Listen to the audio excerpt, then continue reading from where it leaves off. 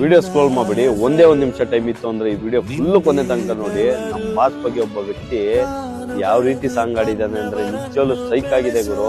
ಪ್ರತಿಯೊಂದು ಫಿಲಂ ಹೆಸರುಗಳು ತಗೊಂಡು ಒಂದು ಸಾಂಗ್ ಮಾಡಿದಾನೆ ಅಂದ್ರೆ ಲೆಕ್ಕ ಹಾಕಿ ಅವ್ನ ಟ್ಯಾಲೆಂಟ್ ಯಾವ ರೇಂಜ್ ಅಲ್ಲಿ ಇರ್ಬೇಕು. ಪ್ರತಿಯೊಬ್ರು ನಮ್ ಡಿ ಬಾಸ್ ಅಭಿಮಾನಿಗಳು ಈ ವಿಡಿಯೋ ನೋಡ್ಲೇಬೇಕು, ಮತ್ತೆ ಆದಷ್ಟು ಈ ವಿಡಿಯೋ ಶೇರ್ ಮಾಡಿರ್ಲೇಬೇಕು.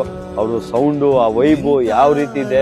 ಲಾಸ್ಟ್ ಅಲ್ಲಿ ಜೈ ಡಿ ಬಾಸ್ ಅನ್ನಿ ಈ ವಿಡಿಯೋ ಪ್ಲೇ ಮಾಡ್ತೀನಿ, ಪ್ರತಿಯೊಬ್ರು ನೋಡ್ಲೇಬೇಕು. ನಮ್ ಡಿ ಏನಾದ್ರು ಮಾಡಿ ಬರೀಲೇಬೇಕು ಅಂದ್ಬಿಟ್ಟು ಪ್ರಯತ್ನ ಮಾಡಿದೆ, ಅದು ಒಂದ್ ಬರ್ದೆ ಸರ್.